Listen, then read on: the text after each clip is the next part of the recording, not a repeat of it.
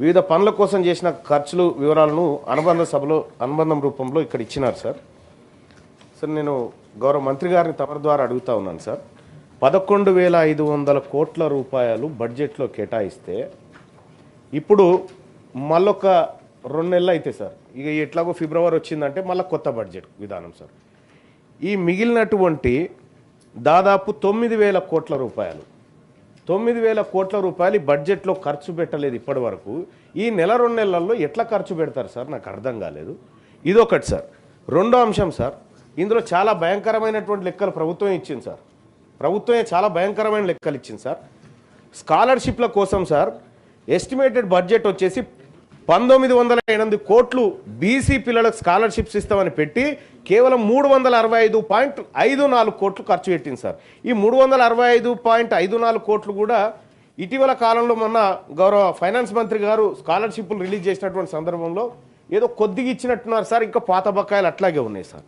రెండోది హాస్టల్స్ కోసం సార్, మా పిల్లలు సంక్షేమ హాస్టల్లో చదువుకుంటున్నటువంటి పిల్లలు వాళ్ళు మంచి పౌష్టికాహారంతో తిని ఆరోగ్యవంతంగా ఉండి మంచి చదువులు చదువుకోవాలనుకుంటున్నటువంటి పిల్లలకు సార్ 435 కోట్ల రూపాయలు ఎస్టిమేటెడ్ బడ్జెట్ పెట్టి కేవలం 315 కోట్లు ఖర్చు పెట్టిందంటే మా పిల్లల్ని ఈ ప్రభుత్వం మేము పస్తులతోనే వండబెడుతున్నామని మీ పిల్లల్ని అని చెప్పి చెప్తా ఉంది సార్. సార్ రెండోది సార్, మహాత్మా జ్యోతిబా పూలే ఓవర్సీస్ విద్యానిధి కింద సార్ 80 కోట్లు కేటాయించినారు సార్. దాంట్లో 83.42 అని చెప్తా ఉన్నారు సార్. మీరు పెంచి చేస్తామని చెప్పారు, మీరు పెంచలేదు ఇప్పటి వరకు. మళ్ళీ దాంట్లో కూడా బడ్జెట్ ఎట్లా పెట్టారంటే సార్ 5 లక్షల లిమిట్ పెట్టారు సార్. 5 లక్షల లిమిట్ ఉండాలి, 5 లక్షల లిమిట్ ఉంటే మీరు ఓవర్సీస్ స్కాలర్షిప్కి ఎలిజిబుల్ అన్నారు సార్. ఇదే సభలో తమరి ముందే పెట్టినటువంటి సోషియో ఎకనామిక్ అవుట్లుక్ సర్వేలో సార్ ఒక కుటుంబ ఆదాయాన్ని ఒక ఇంట్లో 4 ఉంటే 12 లక్షల ఆదాయం ఉందని చూపించింది సార్ గవర్నమెంట్. మరి ఈ లెక్కన ఈ రాష్ట్రంలో ఎవరు ఎలిజిబుల్ ఉండరు సార్. సార్ అదొకటి సార్. ఇక స్టడీ సర్కిళ్ల కోసం రాష్ట్ర ప్రభుత్వం 50 కోట్లు బీసీల కోసం కేటాయిస్తే ఖర్చు పెట్టింది 4 లక్షలా సార్, 4 లక్షలు కేవలం. అలాగే ఇక్కడ ఎడ్యుకేషన్ సెక్టార్లో 4,345 కోట్ల రూపాయలు ఖర్చు పెడతామని ఎస్టిమేట్ వేసుకుంటే కేవలం 2,068.89 కోట్లు ఖర్చు పెట్టిందంటే ఇది షేమ్ సార్. బీసీల పట్ల మీకు చిత్తశుద్ధి లేదని అర్థమవుతా ఉంది సార్. 2,500 కోట్ల రూపాయలు ఎడ్యుకేషన్ సెక్టార్లో బీసీల డబ్బు మిగిలించుకుంటుందా సార్ ఇప్పటి వరకు? సార్ ఇక మాకు జీవనోపాధి విషయంలో సార్ 70 కోట్ల రూపాయలు టాడీ టాపర్స్ కోసం సార్. గౌడ సోదరులు తాడి చెట్లు ఎక్కుతూ ఉంటారు, అనేక ప్రమాదాలు జరుగుతూ ఉంటాయి, మీదికి జారి పడుతూ ఉంటారు. వాళ్ళకు అసలు ఒక్కసారి ఎక్కిందంటే ఇంటికి బయటికి వెళ్ళిందంటే టాడీ టాపర్ మళ్ళీ ఇంటికి వస్తాడా లేదా తెలియనటువంటి పరిస్థితి. అటువంటి టాడీ టాపర్లను రక్షించడం కోసం సార్ ఏది మనం ఒకటి కాటమేయ కిట్స్ అని చెప్పి ఆ తర్వాత ఇంకా కొన్ని పెట్టినారు sir. Cooperative finance corporation limited కింద 70 కోట్ల రూపాయలు టాడీ టాపర్స్ కోసం ఖర్చు పెడతామని, మా గౌడ సోదరుల కోసం ఖర్చు పెడతామని ఇప్పటి వరకు పెట్టింది 19 కోట్లు. స్వయాన మా మంత్రి గారు గౌడ సామాజిక వర్గం నుంచి ఉండి 19 కోట్లు ఖర్చు పెడుతుంటే కాస్త మీ ప్రాణం ఏమనిపించాలి సార్. ఇక సార్ ఇంకొకటి అసిస్టెంట్స్ టు వీవర్ సార్, వాళ్ళకు 450 కోట్ల రూపాయలు ఖర్చు పెడతామని ఎస్టిమేషన్ వేసి 168 కోట్లు ఖర్చు పెట్టారు సార్. ఇక 22 బీసీ కోఆపరేషన్స్ అండ్ రాజీవ్ యువ వికాసం కింద సార్, రాజీవ్ యువ వికాసం కింద 4,102 కోట్ల రూపాయలు మేము బీసీ యువత కోసం బీసీల కోసం ఖర్చు పెడతామని బడ్జెట్లో చెప్పి 4,102 కోట్లు ఖర్చు పెడతామని చెప్పి సార్ 13 కోట్లు ఖర్చు పెట్టినట్టుగా లెక్కలు ఉన్నాయి సార్. ఇక్కడ 13 కోట్లు ఇంకొక నెల అయితే బడ్జెట్ వస్తుంది సార్. అంటే ఇవన్నీ మీకు ఎగనామం పెట్టబోతున్నాయి ఏంటి అనేది రాసి ఇచ్చినట్టుంది సార్ మాకు. ఇక్కడ సార్ మా జీవనోపాధి కోసం 4,622 కోట్ల రూపాయలు కేటాయించి ఖర్చు పెట్టింది 201 కోట్ల రూపాయలు సార్. షేమ్ సార్ ఇది. ఇక సార్ సోషల్ సెక్టార్కి వస్తే సార్ కళ్యాణ లక్ష్మి కింద సార్ మా బీసీ బిడ్డలకు పేదవాళ్లకు పెళ్లి చేసుకుంటే వాళ్ళకు ఏదో ప్రభుత్వం అందించేటువంటి చేయుత ఏదో అప్పుడే మేనమామ కట్నమనో అదో ఇదో అని చెప్పి 2,173 కోట్ల రూపాయలు ఈ ఆర్థిక సంవత్సరంలో కేటాయించుకుంటే ఇప్పటి వరకు ఇచ్చింది 108 కోట్లు సార్. పెళ్లి చేసుకొని ఏం చేస్తామంటే ఎట్లా సార్? పెళ్లిళ్ళు జరుగుతలేవా సార్? సార్ ఎప్పుడు సార్? ఇప్పుడు కళ్యాణ లక్ష్మి ఇప్పుడు పెళ్లి చేసుకుంటే సార్ సార్ తమరు కూడా అనేక సందర్భాల్లో కూడా చూసిరు. ఇప్పుడు పెళ్లి చేసుకుంటే అప్పుడు ఉన్నటువంటి గవర్నమెంట్ ఏమో పెళ్లి రోజే మేము తీసుకొచ్చి ఇస్తామని చెప్పి అప్పుడున్న గవర్నమెంట్ చెప్పింది. ఈ గవర్నమెంట్ ఇప్పుడు పెళ్లి చేసుకుంటే కళ్యాణ లక్ష్మి చెక్కు ఆ పెళ్లి చేసుకున్న దంపతులకు పిల్లగాడు పుట్టి వాడే పోయి అందుకొచ్చే పరిస్థితికి వచ్చింది సార్. ఎప్పుడు వస్తుందో తెలియదు చెక్కు. ఇక ఆదిలాబాద్ జిల్లాలో సార్ ఈ కళ్యాణ లక్ష్మి కార్డు కూడా మా బీసీలకు రావాల్సిన దాంట్లో ఒక ముసలామెకి పెళ్లి చేసిరు సార్. 65-70 ఏళ్ళ ముసలామె పెళ్లి చేసి చెక్ ఎత్తుకపోయారు సార్ ఒకసారి. ఇట్లా అదో దుర్వినియోగం మళ్ళా. సరిగా commission for backward classes and dedicate commission కోసం సార్, అంటే బీసీల లెక్కలు తీయడం కోసము, లేకపోతే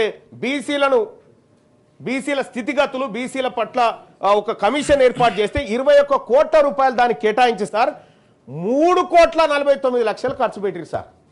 అంటే ఇక్కడ సార్ సోషల్ సెక్టార్కి వచ్చేసరికి 2,194 కోట్ల రూపాయలు ఖర్చు పెడతామని బడ్జెట్లో చెప్పి కేవలం 112 కోట్ల రూపాయలు ఖర్చు పెట్టింది సార్ ఈ ప్రభుత్వం. ఇక అలాగే sir constructions of Bhavan sir, ఇక మాకు అనేకమైన భవనాలు, కుర్మ భవనము, గొల్ల భవనము, మున్నూరుకా భవనము, ఇట్లా ఎక్కడెక్కడి భవనాలన్నీ గతంలో ఆ ల్యాండ్ అలకేట్లు చేసినారు సార్. ఆ మూసి పక్క పొంటి ఉండేటి అన్ని మాయే. ఆ భవనాల కన్స్ట్రక్షన్ కోసం 100 కోట్లు కేటాయిస్తున్నామని బడ్జెట్లో పెట్టింది సార్. ఒక్క రూపాయి ఎందుకు పెట్టలేదు సార్? ఎందుకు ఖర్చు చేయలేదు సార్? ఒక్క రూపాయి కూడా ఎందుకు ఖర్చు చేయలేదు సార్ ఈ ప్రభుత్వం?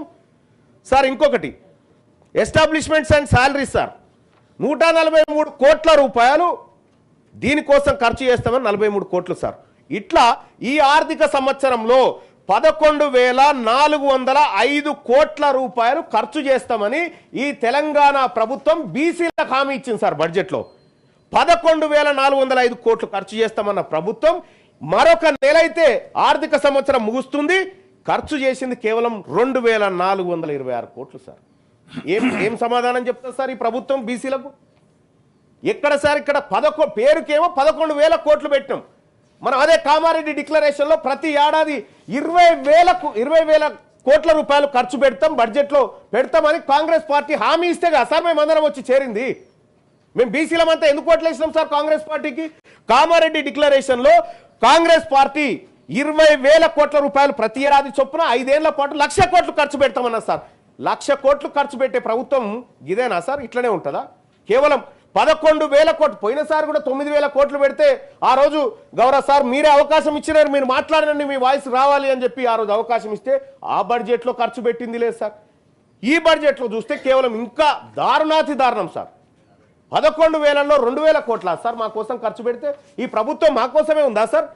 ఈ ప్రభుత్వం మా సంక్షేమాన్ని ఏమైనా చూస్తూ ఉందా సార్? సార్ ఇదొక్క బడ్జెట్ కాదు సార్. తెలంగాణ రాష్ట్రం ఏర్పాటైన తర్వాత సార్ కన్నీళ్ళు వస్తాయి సార్. ఈ తెలంగాణ రాష్ట్ర ప్రభుత్వం మొన్ననే కుటుంబ సర్వే చేసి తెలంగాణలో బీసీల జనాభా 56.33% ఉందని చెప్పింది సార్. 56.33% ఉందని చెప్పినటువంటి ప్రభుత్వం ఈ వర్గాల కోసం చేయాల్సినటువంటి ఖర్చు ఎంత చేస్తున్నది ఎంత సార్? సార్ ఇదొక తెలంగాణ రాష్ట్రం ఏర్పాటైతే మా నీళ్లు మాకు వస్తాయి, మా నిధులు మాకు వస్తాయి, మా నియామకాలు మాకు వస్తాయి అని మీరే కాదు సార్, మీరు అందరే కాదు సార్ కొట్లాడి మనకు మంచి జరుగుతుంది మన వర్గాలకు అని చెప్పి ఇక్కడ ఉన్నటువంటి మీరే అందరు కొట్లాడి సార్. ఆ రోజు మనం అందరం పోరాటం చేసినాం. మీరు పార్లమెంటు మెట్ల మీద పడుకొని ఆ రోజు అహోరాత్రులు 48 గంటల పాటు చల్లో వణుకుట తెలంగాణ ఉద్యమాన్ని చేసిరు సార్. నిజంగా మాకు వస్తున్నాయా సార్? 2014 నుంచి 2025 దాకా జరిగినటువంటి బీసీలకు జరిగిన మోసం సార్. 2014-15లో మాకు కేటాయించింది 4,311 కోట్లను కేటాయించారు సార్. ఖర్చు చేసింది 1000 కోట్లు సార్. అంటే ఇక 3,220 కోట్ల రూపాయల సొమ్ము బీసీల సొమ్ము ప్రభుత్వం మిగిలించుకుంది సార్. మంత్రి గారి ఆన్సర్ తర్వాత supplementary sir. Thank you sir. Honourable minister.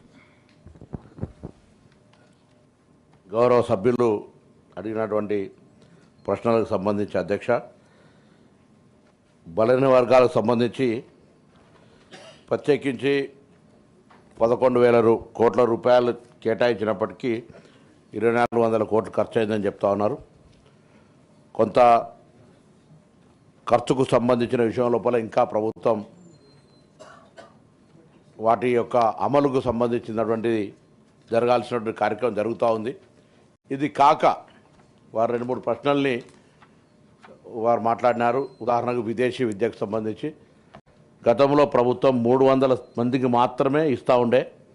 ఇప్పుడు దాన్ని 700కు పెంచి గత సీజన్ నుంచి 700కు గౌరవ ఉప ముఖ్యమంత్రి గారు ప్రత్యేక చొరవ తీసుకొని ముఖ్యమంత్రి గారితో మాట్లాడి అందులో పిసిసి మా ఎమ్మెల్సీ మహేష్ కుమార్ గౌడ్ గారు మిగతా క్యాబినెట్ అంతా కూడా మద్దతు ఇవ్వడంతో విదేశీ విద్య ఒక పెట్టుబడి బలైన వర్గాలకు సంబంధించి విదేశాల్లో ఉన్నత విద్యను అభ్యసించుకొని చాలా బాగుపడతాయి కుటుంబాలు అనేటువంటి ఆలోచనతోటి 300ని డబల్ కంటే ఎక్కువగా 700కు చేయడం జరిగిందనే మాట వారికి గౌరవ సభ్యులకు తెలియజేస్తాను. అదేవిధంగా ఎడ్యుకేషన్ సంబంధించి ఇంటిగ్రేటెడ్ ఈరోజు దాదాపు 100 నియోజకవర్గాల్లో 200 కోట్ల రూపాయలతోటి ఇంటిగ్రేటెడ్ హాస్టల్స్ గురుకులాలు నిర్మాణం అవుతున్నాయి అధ్యక్ష. అందులో బ్యాక్వర్డ్ క్లాసుకు సంబంధించి కూడా ఒకటి, ఎస్సీ ఎస్టీ మైనార్టీకి ఒకటి. ఆ విధంగా దాదాపు 200 కోట్ల అంటే ప్రతి 50 కోట్ల ఒక బ్యాక్వర్డ్ క్లాస్కి వచ్చినట్టయితే 100 చొప్పున 5,000 కోట్ల పైన బ్యాక్వర్డ్ క్లాస్కు సంబంధించినటువంటి మరి హాస్టల్ నిర్మాణం జరుగుతూ ఉన్నది. అదే కాక బీసీ కార్పొరేషన్లు కానీ బీసీ కులవృత్తులకు సంబంధించి వాస్తవంగా ప్రభుత్వం ఒక మంచి ప్రణాళిక తీసుకొని రాజీవ్ యువ వికాసం కింద ఒక కార్యక్రమాన్ని తీసుకున్నాం. కొన్ని కారణాల వల్ల దాని కొంత అప్లికేషన్ల ప్రక్రియ జరిగిన తర్వాత ఆగిన రాష్ట్ర వ్యాప్తంగా అన్ని జిల్లాల్లో ఆన్లైన్ అప్లికేషన్లు వచ్చినాయి. క్షేత్రస్థాయిలో వాటికి సంబంధించినటువంటి బ్యాక్వర్డ్ క్లాస్కు లాభం చేయాలి, న్యాయం చేయాలనే ఆలోచనతో ప్రభుత్వం చిత్తశుద్ధితో ఉన్నది. కొంత గత ప్రభుత్వాలకు సంబంధించినటువంటి ఆర్థిక సంక్షోభాన్ని నేను ఇప్పుడు మళ్ళీ అది కారణమని చెప్పడం లేదు, కానీ గతంలో వాళ్ళు 10 సంవత్సరాల్లో కూడా 2,400 కోట్లు చేరినటువంటి అంశాన్ని దృష్టిలో పెట్టుకోవాలి. వాళ్ళు 10 సంవత్సరాలు లెక్క తీస్తే మొత్తంగా చెప్పారు మేము కూడా చెప్పాలి, మనం కూడా చెప్పాలి. 10 సంవత్సరాల్లో చేయనటువంటి దాన్ని దృష్టిలో పెట్టుకొని అయినా మనం ఇంకా చేయాలి. నేను గౌరవ సభ్యునికి ధన్యవాదాలు తెలియజేస్తా ఉన్నా. మొన్న కూడా సభలో మనకు చర్చ వచ్చిన రోజు తప్పకుండా తమరికి విజ్ఞప్తి చేసినాం. గౌరవ కౌన్సిల్ చైర్మన్గా ఒకసారి అటు గౌరవ ఉప ముఖ్యమంత్రి గారు కూడా విజ్ఞప్తి చేసినాం. ప్రభుత్వం తరఫునే తొందరలోనే ఒక బలహీన వర్గాల ప్రజాప్రతినిధులు సమావేశం ఏర్పాటు చేసి అందులో తీసుకోవాల్సినటువంటి చర్యలు, కేటాయించబడ్డ బడ్జెట్, ఖర్చు అవుతున్నటువంటి పద్ధతి, ఇంకా ఖర్చు చేయాల్సినటువంటి అవసరాలు, ఇంకా తీసుకోవాల్సినటువంటి కార్యాచరణకు సంబంధించి తప్పకుండా ఒక ప్రణాళిక తీసుకుంటాం. నేను మళ్ళొకసారి కూడా చెప్తా ఉన్నా, నేను ఒక బేసికల్లీ కాంగ్రెస్ పార్టీ సామాజిక న్యాయానికి ఛాంపియన్. సామాజిక న్యాయానికి సంబంధించినటువంటి విధానం ప్రభుత్వంలో ఇంక్లూజివ్నెస్గా మాది పార్ట్ ఆఫ్ పార్షల్గా మేము తీసుకొని పోతాం. ఎక్కడ కూడా ఇబ్బంది కలిగేటువంటి పరిస్థితి, బ్యాక్వర్డ్ క్లాస్కు అన్యాయం జరిగేటువంటి పరిస్థితి రానివ్వం. మా ప్రభుత్వంలో ఉన్న పెద్దలందరూ కూడా సానుకూలంగా అటువంటి అంశం తీసుకెళ్ళినప్పుడు అలా పాజిటివ్గా రెస్పాన్స్ అవుతారు. కళ్యాణ లక్ష్మికి సంబంధించి చెప్తా ఉన్నాను. మేము కళ్యాణ లక్ష్మిని కూడా అనేక సందర్భాల్లో మేము ప్రభుత్వం తరఫున 0 కేసు అంటే పెళ్లి చేసుకొని అప్లికేషన్ వచ్చిందంటే అది బడ్జెట్లో కేటాయిస్తే పెళ్లి చేసుకోకపోతే కూడా పైసలు ఇచ్చే కేసు, అది స్కీమ్ కాదు అధ్యక్ష. మీ దగ్గర కూడా గౌరవ శాసనసభ్యులు సంతకాలు పెట్టి పంపిన తర్వాత 1 నిమిషం కూడా ఆలస్యం లేకుండా, పెండింగ్ అనేది లేకుండా కళ్యాణ లక్ష్మి గ్రీన్ ఛానల్ ద్వారా పేమెంట్ జరుగుతుంది అధ్యక్ష. నేను మొన్న కూడా మా అధికారులు వచ్చి కొంత అప్లికేషన్ ప్రాసెస్లో జిల్లా అధికారులు నేను మీ ద్వారా కూడా కోరుతాను. గౌరవ ఉప ముఖ్యమంత్రి గారు ఇక్కడే వేదిక సభలో ఉన్నారు. జిల్లా యంత్రాంగం కొంత ప్రతిపాదనలు పంపడంలో ఏమైనా జాప్యం జరుగుతుండొచ్చు. శాసనసభ్యుల సంతకాలతోటి అక్కడ రెవెన్యూ అధికారుల వెరిఫికేషన్ తర్వాత పంపినట్టయితే గ్రీన్ ఛానల్ ద్వారా పేమెంట్ అవుతుంది. కళ్యాణ లక్ష్మికి సంబంధించిన కేటాయించిన బడ్జెట్లో ఎక్కడ జాప్యం లేదు అనేటువంటి మాట మీ ద్వారా గౌరవ సభ్యులకు తెలియజేస్తాను. ఇంకా కాటమయ్యకు సంబంధించి కూడా చాలా కిట్స్ ఇచ్చినాం. వాటికి సంబంధించిన ప్రాసెస్ జరుగుతూ ఉంది, అది తయారవుతూ ఉన్నాయి. 10,000 చొప్పున కిట్టు ఇచ్చుకుంటూ వెళ్తూ ఉన్నాం అనేటువంటి మాట కూడా నేను మనవి చేస్తూ, తప్పకుండా మరొకసారి నేను మిమ్మల్ని గౌరవ సభ ద్వారా బలహీన వర్గాలకు సంబంధించిన అంశం లోపల ఈ ప్రభుత్వం పూర్తిగా అందుకోసమే ఇవాళ కుల సర్వే చేసింది. కుల సర్వే ప్రకారంగా ఒక దానికి ఎక్స్పర్ట్ కమిటీ వేయడం జరిగింది. ఆ ఎక్స్పర్ట్ కమిటీ నివేదిక మీద కూడా చాలాసార్ల సందర్భాల లోపల సమావేశాలు ఏర్పరచుకున్నాం. ఒక ప్రణాళిక తయారు చేస్తున్నాం. ఏ విధంగా ఏ స్కీమ్లా ఎవరిని మనం ఆ కమ్యూనిటీ బ్యాక్వర్డ్గా ఎట్లా ఉన్నారు ఎట్లా తీసుకురావచ్చు అనేది చూసినాం. అందులో కూడా అన్నింటికీ మూలం విద్యనే. విద్య ఉన్నట్టయితే కులాలకు అతీతంగా ఎదిగగలిగేటువంటి సందర్భం ఉంది. కాబట్టి విద్యకు అత్యంత ప్రాధాన్యత ఇచ్చే విధంగా గురుకులాలను పటిష్టవంతం చేయడం కావచ్చు, గురుకులాలకు సంబంధించిన మెనూను ఛార్జెస్ పెంచడం కావచ్చు, వాళ్ళకు పేమెంట్ కూడా గతంలో చాలా కాలంగా పెండింగ్ ఉండి బిల్డింగ్ల కిరాయి కట్టకపోతే బిల్డింగులు ఖాళీ చేసేటువంటి పరిస్థితి ఉండే అధ్యక్ష. దాని నుంచి ఈరోజు పేమెంట్ ఎప్పటికప్పటికి క్వార్టర్లీ క్లియర్ చేసుకుంటూ ఎక్కడ కూడా ఆపరేషనల్ ఇబ్బంది లేకుండా అడిషనల్ కొంత ఇన్వెస్ట్మెంట్ అడిషనల్ అదర్ స్కీమ్స్కు సంబంధించి అంటే స్కిల్ డెవలప్మెంటో లేకపోతే లోనింగో లేకపోతే వాళ్ళకు సెల్ఫ్ ఎంప్లాయ్మెంట్కి సంబంధించిన ఇష్యూలో కొంత ఉండొచ్చు. కానీ అది కూడా రాజీవ్ వికాసం ద్వారా మేము ఆ రోజు పరిష్కారం అయితే అనుకున్నాం. కొంత ఈ జాప్యం జరిగినా తప్పకుండా మరొక్కసారి మీ ద్వారా గౌరవ సభ్యులకు అందరికీ కూడా తెలియజేస్తాను, ఈ ప్రభుత్వం బలహీన వర్గాల అభివృద్ధికి కట్టుబడి ఉంది. దానికి సంబంధించి త్వరలోనే ఒక బలహీన వర్గాల ప్రజల సమావేశం ఏర్పాటు చేస్తాం ప్రభుత్వం పక్షాన. తప్పకుండా ఒక దిశానిర్దేశం తీసుకొని భవిష్యత్తు కార్యాచరణ తీసుకొని దానికి అనుగుణంగా ఇప్పుడు కేటాయించిన బడ్జెట్లో ఖర్చు, రాబోయే బడ్జెట్లో కేటాయించడానికి తీసుకోవాల్సిన చర్యలకు సంబంధించి కూడా తప్పకుండా గౌరవ సభ్యుల సలహా సూచనలు తీసుకొని ముందుకు పోతాం. ఎక్కడ కూడా ఏ అంశం లోపల కూడా అటు హాస్టల్స్కి సంబంధించినటువంటి ఫుడ్ కాంప్రమైజ్ కాకుండా ఎప్పటికప్పుడు పర్యవేక్షణ జరుగుతోంది. మిగతా అన్ని పేమెంట్స్ ఇష్యూ లోపల కూడా గౌరవ ఉప ముఖ్యమంత్రి గారి సహకారంతో ఎక్కడ ఇబ్బంది లేకుండా ముందుకు పోయే విధంగా ఎస్సీ ఎస్టీ బీసీ మైనార్టీ వెల్ఫేర్కు సంబంధించిన విషయం లోపల స్పెషల్ కన్సిడరేషన్ ఉంది అనేటువంటి మాట కూడా ఈ సందర్భంగా సభ్యులకు తెలియజేస్తాను. Honourable member short question.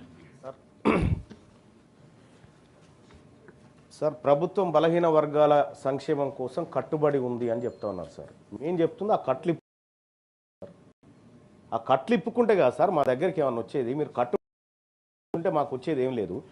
మంత్రి గారు దయచేసి మీరు చెప్పండి సార్, ఈ లెక్కలు చూసిన తర్వాత మీకు ఏమైనా గుండె తరక్కపోతలేదా సార్? ఈ బడ్జెట్లో బీసీలకు పెట్టిన లెక్కలు చూసిన తర్వాత గుండె తరక్కపోతలేదా సార్? వీళ్ళొక్కరే కాదు సార్, మా బీసీలకు అన్యాయం చేస్తూ మా ఎంబీసీల పరిస్థితి అయితే ఇంకా ఘోరం సార్. 1000 కోట్ల రూపాయలు ఎంబీసీలకు కేటాయించి 4 కోట్లు ఖర్చు పెట్టింది సార్.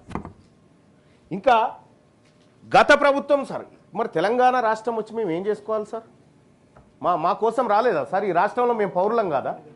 56.33% ఉన్నారు బీసీలని ఈ రాష్ట్ర ప్రభుత్వం మాకు లెక్క చెప్పినప్పుడు మరి మా బడ్జెట్ ఏది, మా ఖర్చు ఏది, మా లెక్క ఏది సార్? ఒక్కసారి సార్ 2014-15 నుంచి సార్ తెలంగాణ రాష్ట్రం వచ్చినప్పటి నుంచి జరిగిన మోసం 2 ముచ్చట్లు చెప్తాను సార్. 2014-15లో సార్ 4311 కోట్ల రూపాయలు కేటాయించారు సార్. ఖర్చు చేసింది 1090 కోట్లు.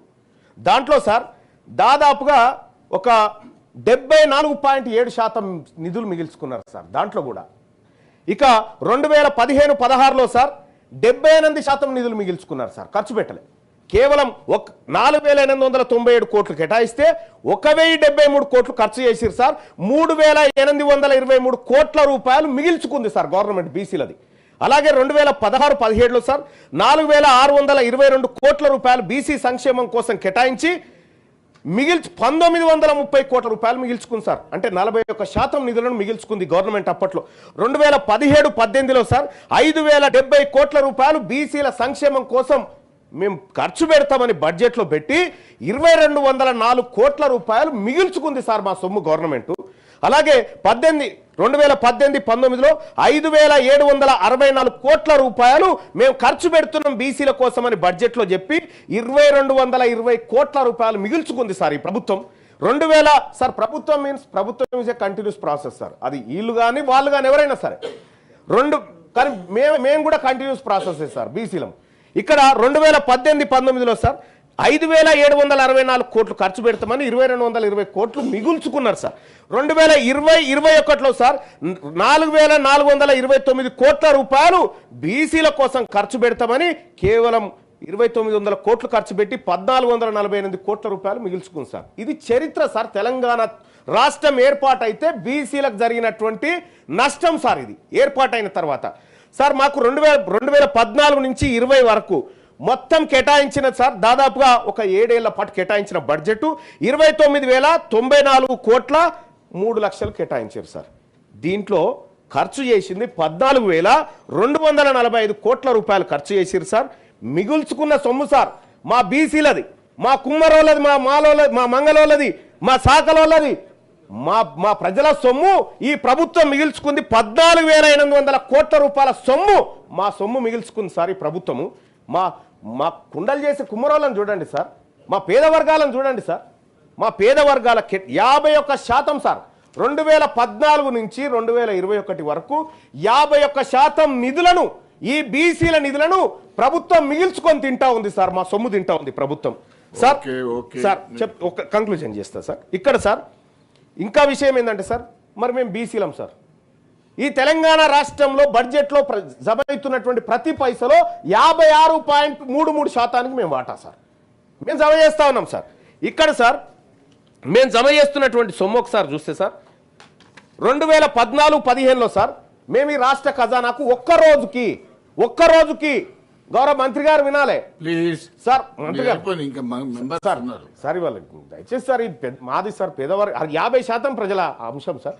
మంత్రి గారు 2014-15లో 157 రూపాయలు సార్, ఒక్క రోజుకు 157 రూపాయలు బీసీలం జమ చేస్తాం సార్ ఒక్కొక్కరం బడ్జెట్లో. కానీ 2014-15లో బీసీలకు ఈ ప్రభుత్వం ఇచ్చింది ₹1 సార్, ఒక్క రోజుకి ₹1. యాదగిరిగుట్ట మెట్ల కాడ ఒక బిచ్చపోడు కూడా తీసుకోడు సార్ ఈ సొమ్ము, గది ఖర్చు పెట్టింది సార్. అలాగే సార్ 2015-16లో 181 రూపాయల చొప్పున రోజుకు 181 పన్నులు ఇతరత్రాల రూపంలో బీసీలము రాష్ట్ర ప్రభుత్వ ఖజానాలో జమ చేస్తా ఉన్నాం సార్.